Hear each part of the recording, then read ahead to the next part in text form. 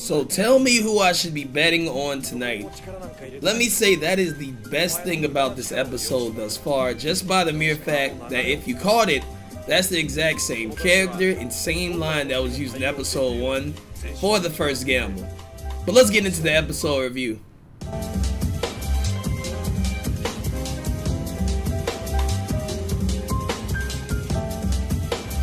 So we're starting out, we definitely have to talk about Nanbu.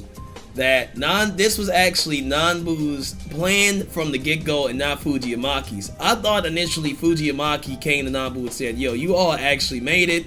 This was a good gamble. This is a good bluff. The deal is off. You know what I mean? You gotta throw this so I can make money. But we found out that this was Nanbu's greatest bluff. Like he said initially, I'll show you what us frauds can do. That we can be good, that we can do a big gamble. That's what he was taking from. Not that I'll show you that us as frauds can actually become something great. I do believe that Nanbu started to believe in Joe as they made progress, as they got wins, and that he is the real deal. One thing I really liked about this episode, I'm sure you all caught this because it was kind of obvious, about the scorpion and the frog. That's the story that Fujiamaki told Nanbu. Now, Fujiamaki has been calling Nanbu the scorpion the whole time.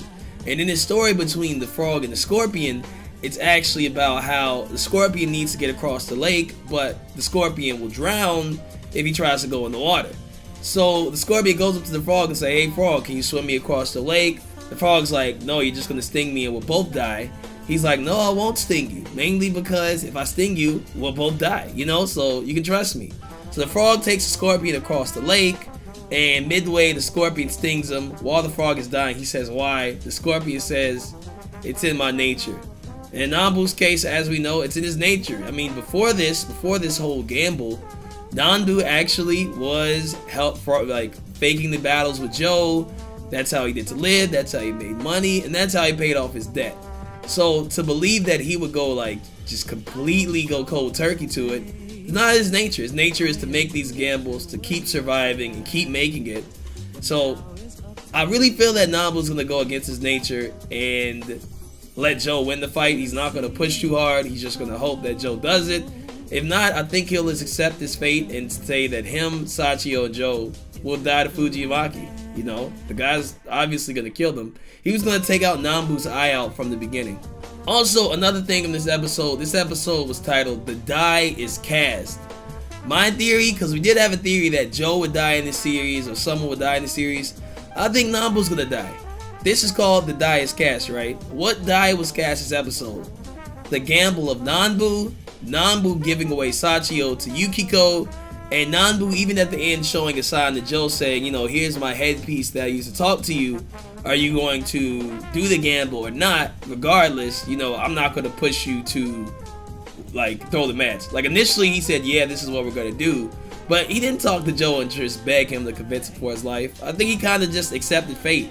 He told Fujiamaki that, hey, yeah, I spoke to Joe, knowing that I believe he didn't. But he's like, I spoke to Joe, I'm taking a celebratory drink. I think he's honestly taking one of his final drinks because I feel like Nanbu's been around Joe long enough to say, hey, he's not going to throw the match. There's nothing that could convince him to do that. He may lose and we both may live, but Joe's going to fight. So Nanbu might just accept the fact that the die is cast. You did all you could. Here's a dice roll on Joe. Let's hope Joe doesn't get killed. Let's make sure Sachio's protected. And let's just accept what it is, So I think that Nanbu's actually going to die in the series. Another scene that really stood out that honestly was one of my second favorite scenes. My first being the who are you betting on, or who should I be betting on, Joe? We'll get to that later. Is the scene between Yuri and Joe. Initially Joe's just looking at the dog and he's talking to him and stuff. And the dog's pretty friendly, so we think it's a friendly dog. We find out Yuri comes up and he's like, the dog's doesn't tend to be friendly to other people. We've been using this dog to correlate between sometimes being Joe a lot of cases in the series, sometimes being Yuri, being a loyal dog in a sense. But it's cool to see how friendly the dog was with Joe. This correlates exactly with how cool Yuri and Joe were. Joe honestly was just talking to him yo, that was a nice punch you threw against Pepe. Yuri won that fight. That was pretty nice. I like the animation in the final punch. But they were just really, really cool with each other, What I love about Yuri is like from episode 1 or 2 when they got in the boxing ring, Yuri seemed like this overconfident, cocky guy, pretty bad-natured, arrogant guy. But like in this scene, it shows that he's an average dude. He's doing the tech, and he just wants to be the best. That he has reasons for wanting to be a fighter and a dream for someone else. That he also, as we thought, came from a bad situation that didn't go too much in depth, or a poor situation, got raised up and became a boxer, And the cool thing about it was that I really liked was the fact that Joe was like, yo, I can't wait to fight you. I feel like I can go past my limits. I don't use gear because, it's all me and my fist. Like, they sound more like friendly rivals on the same side more than Yuri being this big bad boss evil guy. Like, I like that in this, Yuri's not really the antagonist at all. Like, he's just that rival that we gotta beat, like if we go Pokemon, we'll think of like Gary versus Ash. Like, Gary wasn't bad, but he was somebody Ash aspired to beat. In our case, we hope that Joe could actually fight him and beat him, but it's just cool to see that Yuri's not a bad guy. He's just a good guy, good rival. I feel like if they were on the same like team or trained in the same gym, they'd be best of buddies, just working out and training together. So to speak on the who should I be betting on tonight, the reason why this is so dope, honestly, is because I think it highlights the fact that Joe may actually consider throwing the match. The guy asks Joe, who should I be betting on? Has the little earpiece in his hand, right? The flashback to episode 1, of course, he didn't have the earpiece at the time, but when he asks this question, Joe actually throws the match because Nanbu instructs him to throw the match, even though Joe didn't want to, So, in this case, with him handing him the earpiece, that means what? Nanbu doesn't have it. That means, Joe, what do you want to do? Do you want to throw the match and look out for all of us? Or do you want to just battle? Like, the choice is yours this time, not Nanbu's convincing you in your ear. So that's why I believe they highlighted that earpiece in that part. Because Nanbu is like, my hands are off this. Let fate be fate. If we're dying because Joe wins, we die because Joe wins. To hop on Sachio, we finally got what I really wanted in this series, and that's the background of Sachio's parents. Honestly, I felt like, I wanted more cutscenes and more details and stuff, but I feel like with the series that's coming close to an ending, they gave us just enough details and what we really needed to know. And we found out that Sachio's father, as I kind of assumed, was an engineer, but we found out that Sachio's father actually was the developer of the Shirato Corporation gear, and to throw an extra layer on it, Shirato actually killed his father for that gear that he worked on.